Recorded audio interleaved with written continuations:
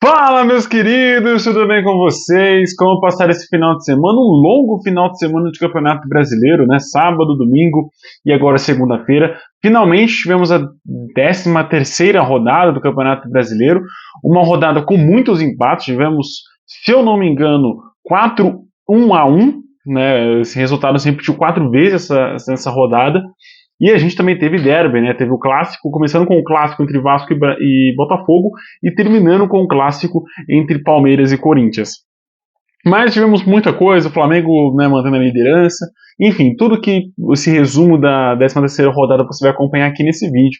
Você pode estar se perguntando, mas e o jogo da seleção? Eu resolvi, né, ontem, poucas pessoas sabem, mas eu cheguei de viagem ontem, à noite, eu passei o final de semana de viagem. Voltei domingo, cheguei cansado, não consegui fazer o vídeo, preferi descansar um pouco, né, calmar as coisas um pouco, fazer a postagem normal aí do final de semana. Aí nos jogos do final de semana, aí eu resolvi fazer o vídeo amanhã, junto com a análise do outro jogo da seleção, né? Então, esse terceiro jogo da seleção que vai ser contra a Colômbia, e aí eu faço um catadão analisando não só o jogo contra o Paraguai, mas também o jogo contra a Bolívia, contra a Colômbia, e aí eu faço um resumo, né, de como foi a fase de grupos do Brasil na Copa América e também quem o Brasil vai pegar na próxima fase. Ainda está em definição se vai ser Estados Unidos ou vai ser o Panamá, né, porque vamos ver quem vai classificar em segundo ou mesmo em primeiro. Em primeiro provavelmente vai ser o Uruguai mesmo. Mas vida difícil para o Brasil, né, na sequência. Mas vamos falar do Campeonato Brasileiro, que é o que vocês estão aqui nesse vídeo, que é o que a thumb aqui do vídeo está descrevendo, né? É assim, eu vou fazer um resumo bem breve dos 9 jogos que a gente teve no final de semana. Não pude acompanhar, infelizmente, todos eles. E na segunda, né, hoje, que esse vídeo está sendo gravado, eu já pude acompanhar um pouco mais sobre o derby paulista, né, sobre Palmeiras e Corinthians, e aí eu vou me aprofundar um pouco mais nesse jogo, eu vou comentar e analisar o que eu vi, e também falar sobre a questão de tabela, que eu acho que para os corintianos a tabela está sendo um pouco cruel com o time. Vamos começar então com esse resumo com o jogo Vasco e Botafogo, né? O jogo aconteceu em São Januário no sábado, foram 2 jogos apenas no sábado e os dois terminaram com placar de 1-1. Nesse jogo específico, o jogo foi bem morno, né, entre Vasco e Botafogo, um jogo lento, com poucas chances criadas. Obviamente o Vasco tendo que apresentar um pouco de futebol e errando muitas vezes alguns lances banais. Vai ser um novo time com a entrada do Coutinho nesse elenco, evidentemente, é um jogador fora de série para o cenário brasileiro. Por mais que não jogue todos os jogos, vai mudar muita coisa. Então, questão de parâmetro do Vasco na tabela, eu acho que é um resultado até que ok você sobreviver a um clássico. Óbvio que, obviamente, a equipe queria vencer, apesar de não ter parecido tanto no jogo, porque foi um jogo morno mesmo, né, com poucas chances das duas equipes, inclusive. Parecia que nenhuma das duas equipes queria vencer. Que o empate era de bom tamanho, coisa que não era para o Botafogo, né? O Botafogo tá brigando pela parte de cima. Ano passado perdeu pontos de bobeira contra próprios clássicos, né? Contra o Flamengo, Milton Santos e jogos fora também. E volta a perder pontos para bobeira, né? O Botafogo perdeu uma chance muito boa de ganhar do Vasco, de recuperar a autoestima do time que está oscilando bastante, né? Perdeu para o Criciúma, vai perdendo pontos ao longo da tabela e novamente agora perde para o Vasco com esse empate 1-1. Voltando, se fosse um empate, como a gente vai ter outros exemplos ao longo desse vídeo, de empates movimentados, com chances, com os dois times criando bastante, era uma coisa. Mas esse empate em 1-1, onde as duas equipes nitidamente não queriam estar disputando ali, fica esse gostinho amargo mais pro Botafogo do que pro Vasco.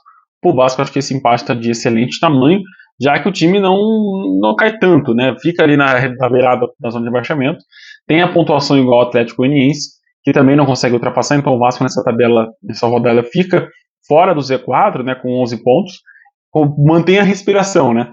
A respiração sempre por aparelhos, né? Porque a qualquer momento o Vasco pode cair para o Z4. Como eu já falei, não acho que o Vasco vá brigar para cair. Tem time e está se reforçando para que isso não aconteça. Também no sábado, como eu falei, aconteceu um empate em 1-1 entre Cuiabá e Bragantino. Nesse duelo, nesse confronto em específico, o jogo foi muito mais movimentado do que Vasco e Botafogo. Derek Lacerda fez logo o primeiro gol, um belo gol ainda do meio-campista do Cuiabá. E o Elinho empatou minutos depois, 9 minutos depois, já conseguiu empatar o duelo contra o time do Cuiabá. Fez um outro belo golaço, foi um golaço mesmo do atacante do Massa Bruta. Mas o jogo começou muito movimentado, né, na Arena Pantanal, E aí o segundo tempo diminuiu um pouco mais o ritmo, né? As equipes cansaram um pouco, talvez pelo forte calor do Pantanal, mas manteve ali alguns momentos inspirados dos dois times, né? O Cuiabá levou bastante perigo e o Red Bull também. Mas ficou nesse empate 1-1, um empate que não é bom para nenhum dos dois, obviamente que o empate sempre fica mais interessante para o time visitante, que não perde pontos jogando fora de casa. O Cuiabá, assim, do 12º até o 17º, né, a gente teve só uma pequena troca no lanterna do Campeonato Brasileiro. Mas dali para baixo, pouco time se movimentou. Já na parte de cima, né, o Bragantino acabou caindo uma posição, foi para 19 pontos, mas vai provavelmente permanecer nessa parte de cima da tabela, quem sabe beliscando até mesmo uma vaga para a Libertadores. Atlético Mineiro 1, Atlético Goianiense também 1, né? 3 empates de 1-1 seguido aí. O Luiz Fernando fez um belo gol de cobertura em cima do Atlético, abrindo quase que a contagem no comecinho do primeiro tempo, e o Paulinho empatou na sequência também, 12 minutinhos depois conseguiu esse empate importante para o Atlético. É um tropeço, na minha visão, esse empate jogando na Arena MRV.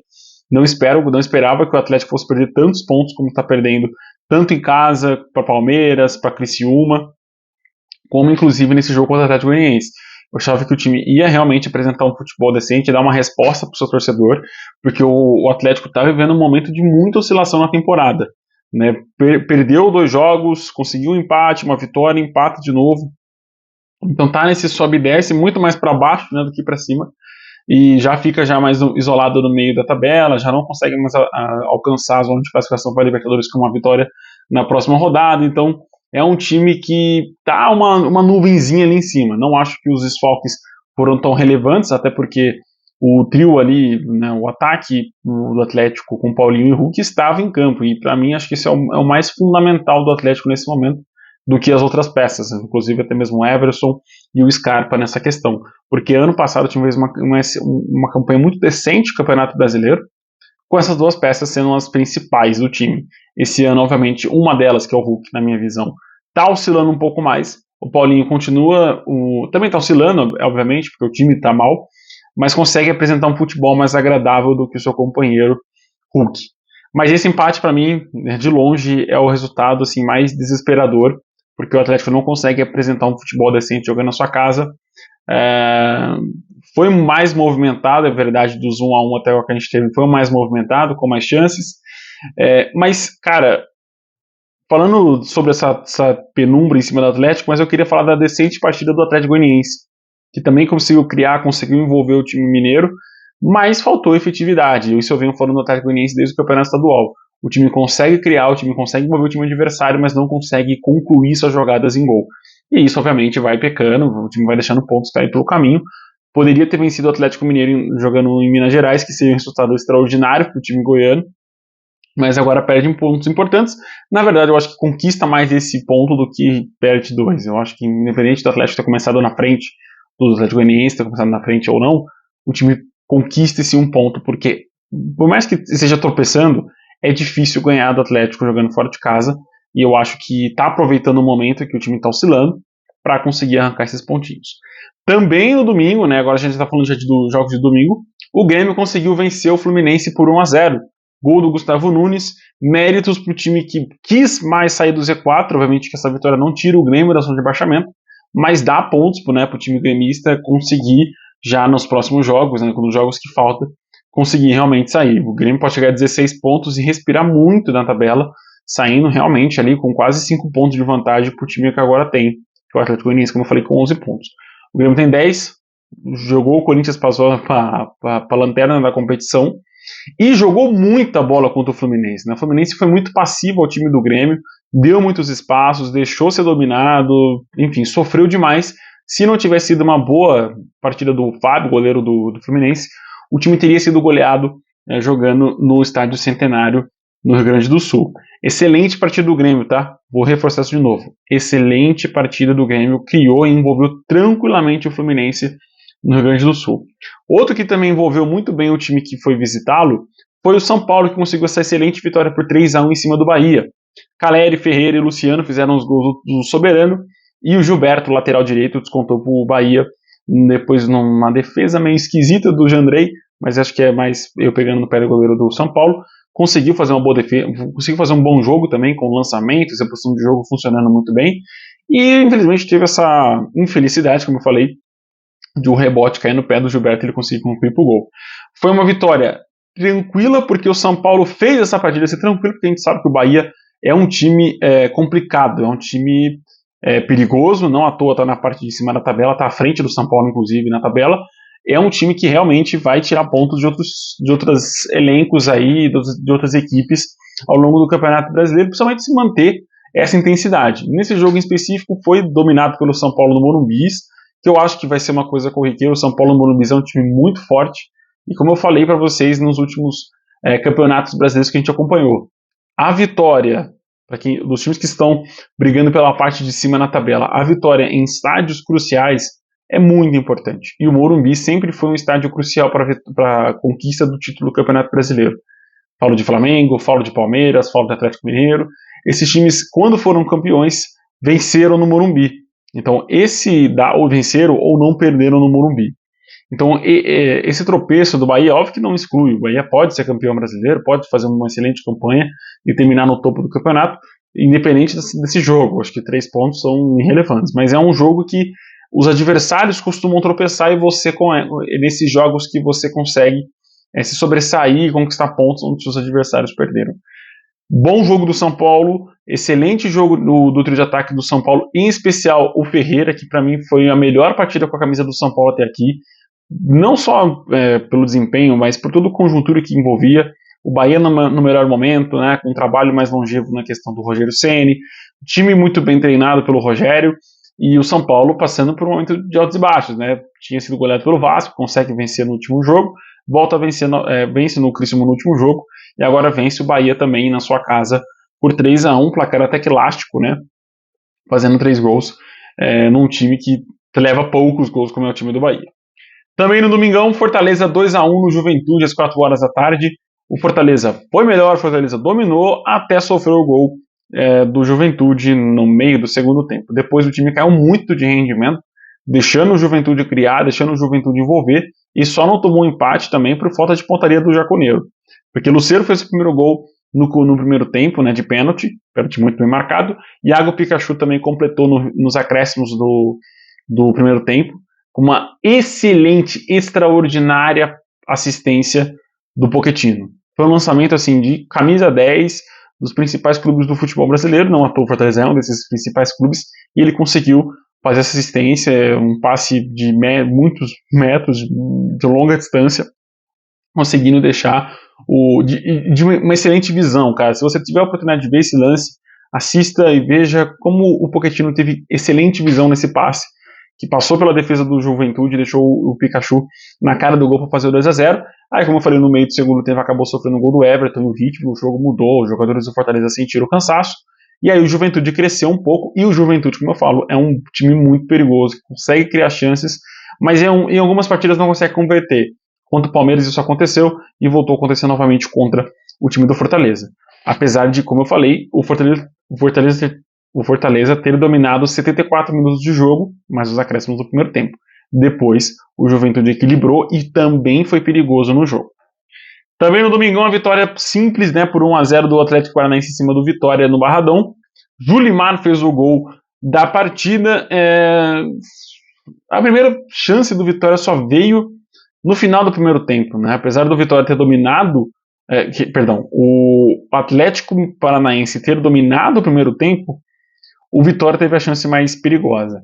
E no segundo tempo, quando o Vitória estava dominando o jogo, o Atlético Paranaense foi lá e fez, né, aproveitou a chance perigosa que teve, e aí depois o jogo ficou um pouco mais equilibrado, com o Vitória dando espaço, mas foi curioso isso, né, no tempo que o Atlético foi muito melhor, foi realmente superior ao jogo, o Vitória teve a chance mais perigosa.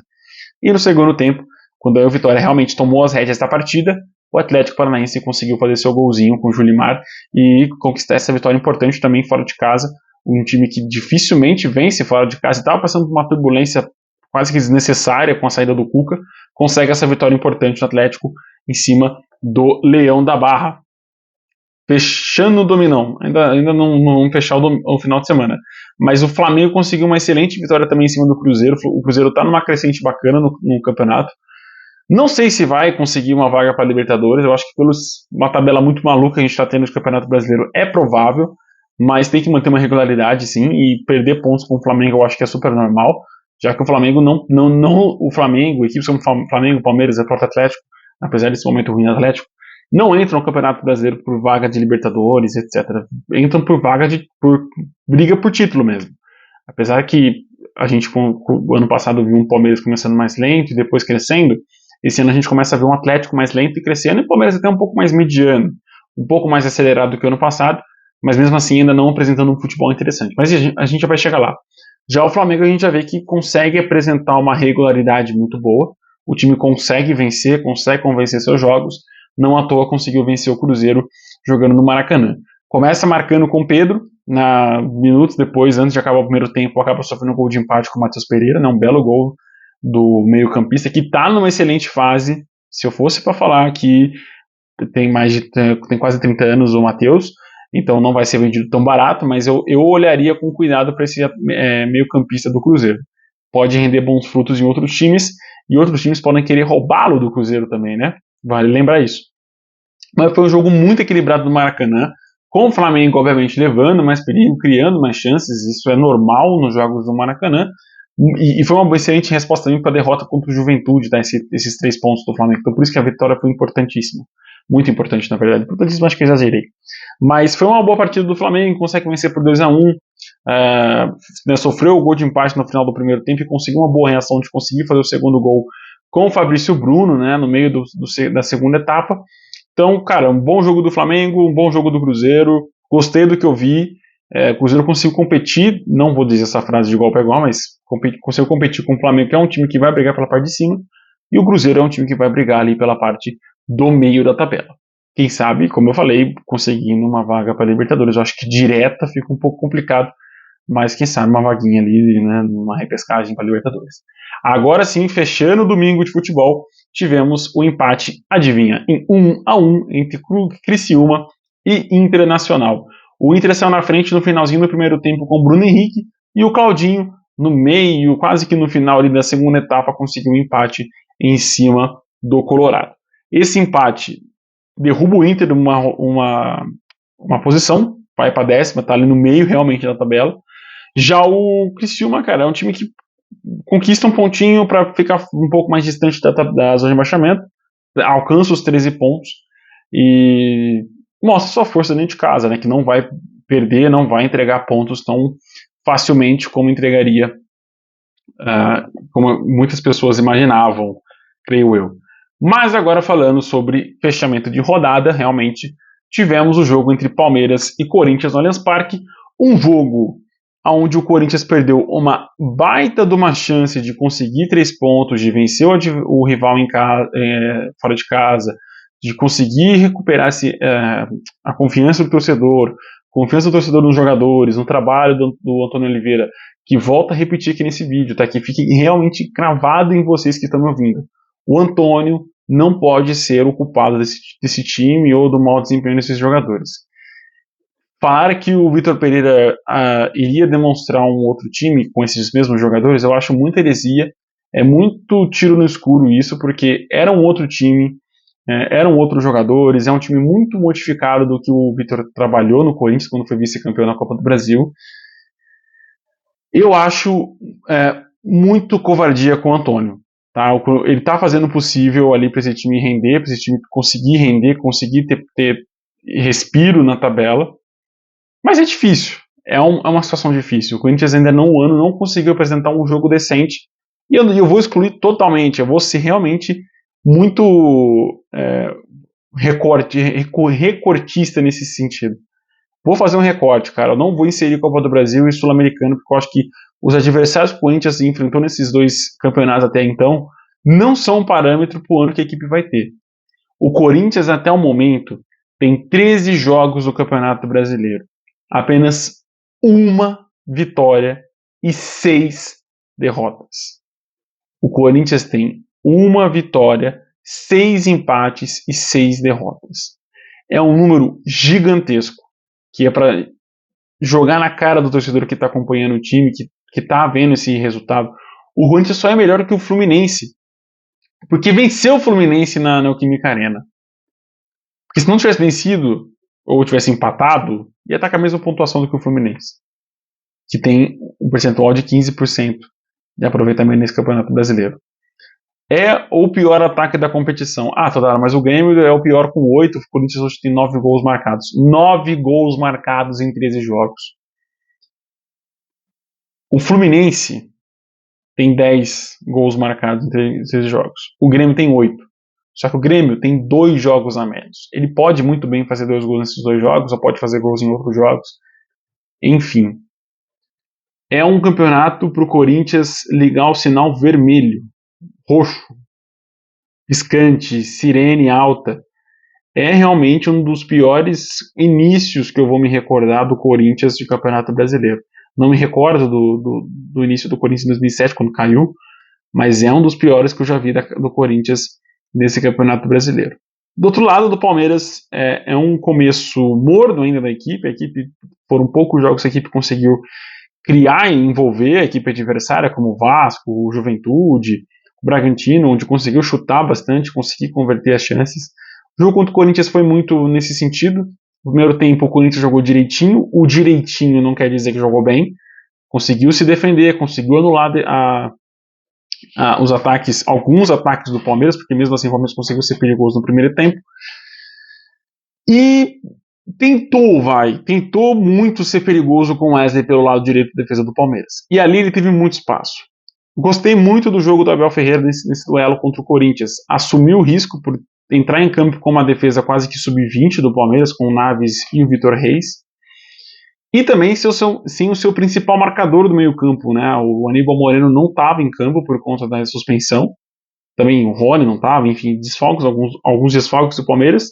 E ele optou por colocar meninos em campo, né? Colocou o próprio Gabriel menino, colocou Naves, como eu falei, colocou o Vitor Reis, enfim, o Fabinho, né, volante.